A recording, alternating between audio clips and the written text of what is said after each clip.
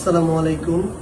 আমাদের মাইলস্টোনে যে অনাকাঙ্ক্ষিত এবং হৃদয় বিদারক ঘটনা ঘটেছে, এটাতে আমরা আমাদের পুরো দেশবাসী, আমাদের হৃদয়ে রক্তক্ষরণ হয়েছে। আমরা আমাদের ছোট ছোট নিষ্পাপ ভাই বোনদেরকে হারিয়েছি। আমরা আসলে আমাদের যে পরিবারেরা তাদের সন্তান হারিয়েছেন, স্বজন হারিয়েছেন, তাদেরকে সান্ত্বনা দেওয়ার ভাষা আমাদের জানা নেই। কিংবা এখনো যারা বার্ন ইনস্টিটিউট থেকে শুরু করে বিভিন্ন হাসপাতালে কাতরাচ্ছেন, হৃদয় বিদারক চিৎকার করছেন অসহ্য ব্যথায়, তাদেরকেও সান্ত্বনা দেওয়ার আমাদের ভাষা জানা নেই। আমরা আল্লাহর কাছে তাদের জন্য দোয়া করি, তাদের সুস্থতা কামনা করি, তারা যেন দ্রুত সুস্থ হয়ে ওঠেন। আমরা এই শোককে আমরা আমাদের শক্তিতে পরিণত করতে চাই। আমরা আগামীকাল চাঁদপুরে আমরা আছি।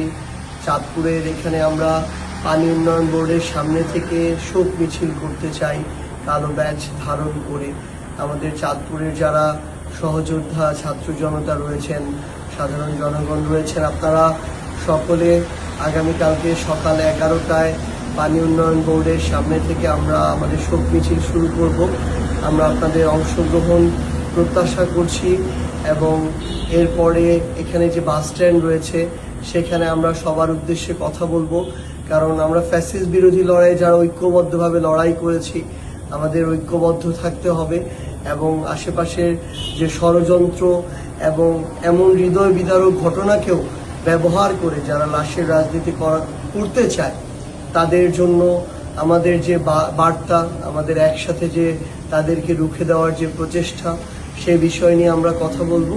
আমরা আপনাদের সকলের অংশগ্রহণ কামনা করছি। আসসালামু আলাইকুম।